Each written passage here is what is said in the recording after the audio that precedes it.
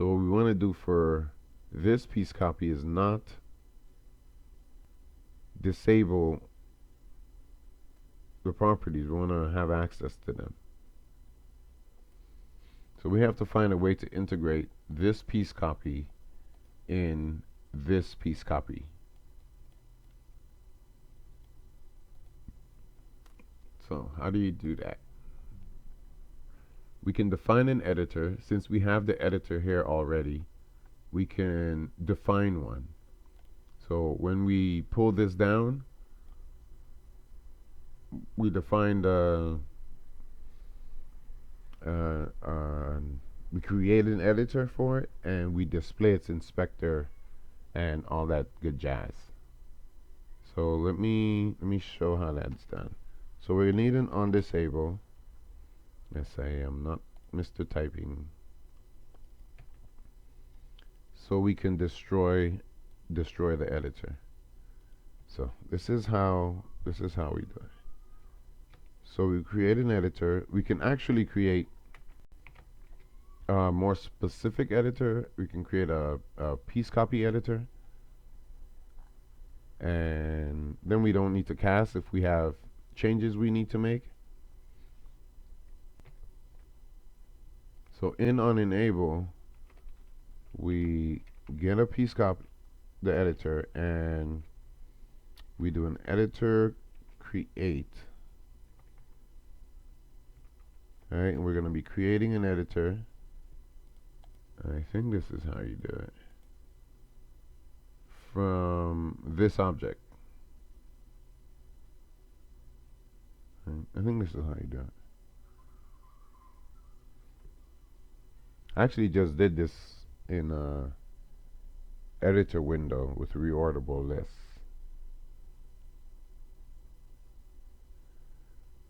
I can't remember if you create the editor. You have to, yeah, you have to be able to, you have to have create the editor, because create instance is probably a scriptable object, because editor is a scriptable object. So let's create the editor of type. That's what we need. No, we don't need a type. We need an object. And we can cast to editor type. Alright, let's give it an object. So the object we're going to be giving it is the piece object reference. And now if this is null, it will fail. Alright. Of course, we can code around that right here in our inspector. And we may actually have to do that. So here we create the editor. So hang on, this is what we should be doing. If the GUI changed, let's make it right. At least this is what I think we should be doing. The GUI changed, and well, actually, let's just, if the GUI changed, let's try create piece copy editor, and we'll put all our logic in there, because I'd like to try to create the piece copy editor on enable instead of because the GUI may not change if it's already assigned.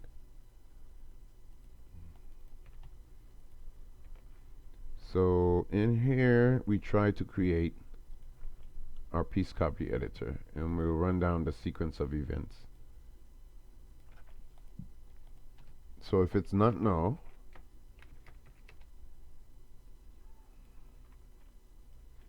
right, and if our editor is not null, well, actually is null,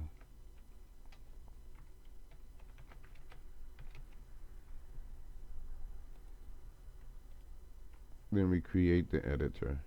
If our object reference is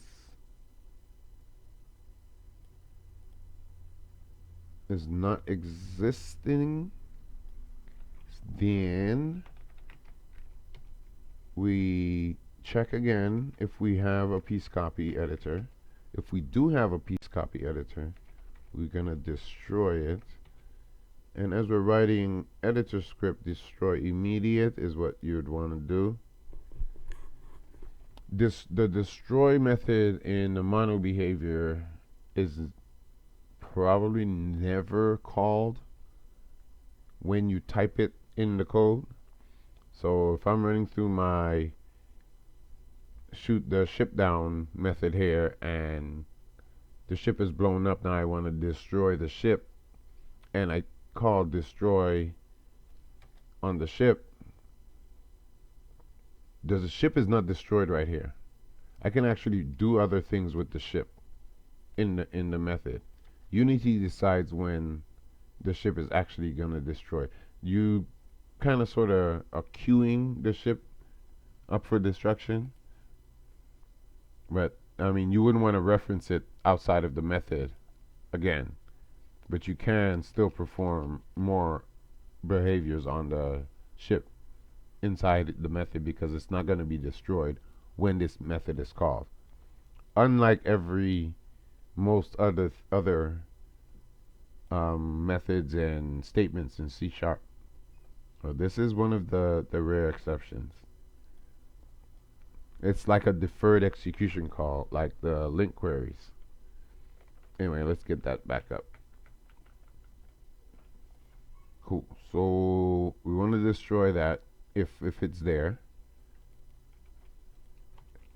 and we want to set it to null. Speaking of which, we can also do that here. So we try to create our piece copy editor. If the inspector changes, the base inspector, which contains a tiny bit of stuff, including our piece copy, we check if we have a reference. If we do have a reference, if the editor is null, that means we haven't assigned that reference yet.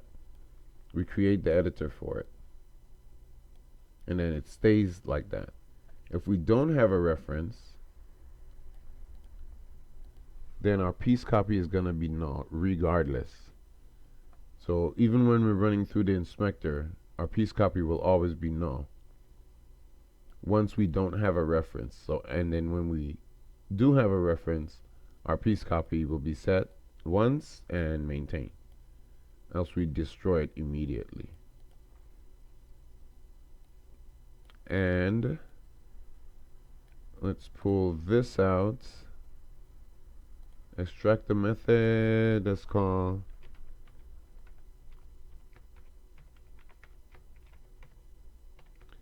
editor, destroy piece copy editor, because we also need to call this method in onDisable. So there we have it.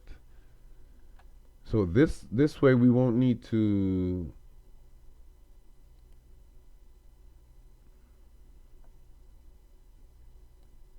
I'm looking for a method while I was talking. We don't need to redefine how a piece copy is drawn, right? So if we do have a piece copy, let's just not use that. Then we draw out the inspector. Cool. And then it's gonna draw this stuff here. It's gonna do all of this crap in here. But what crap we're really interested in is this that we have disabled. So we're gonna need to find some way to enable it, and probably a static method might be bad. So if we define here, just like we have our property, we have a public, and it's a boolean, and we can call that enable. What are these? Enable settings. or enable modification, and we set that to false by default because that's the normal behavior we have. And we always refer to this as whether we're going to enable or disable the property, right? And pretty good thing to do is, depending on how you're running things, you're gonna wanna do something like that. So these, it's a static method again, and it could be set from somewhere else. So let's say previously we have some underlying editor before this.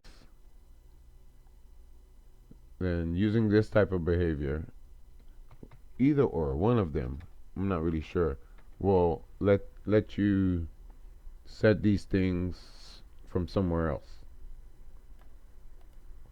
which I've used before.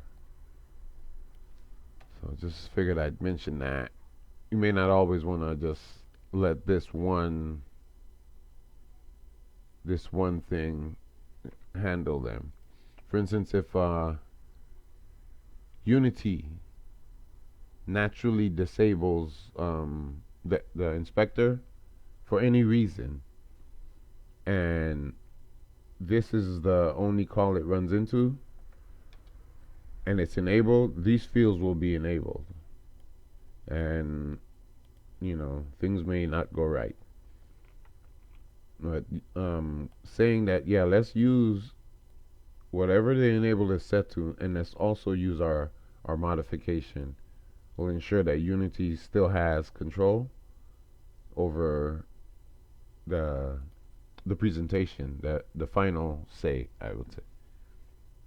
So we're gonna go with this method for now. So now once we have access to our enabled modification, we can turn it on. And that brings me to the cast. So like I said here, we can use our editor, define it, draw it, but that's all we can do. We don't have an enable modification attached to it because it's not an actual piece copy editor. It's just an editor.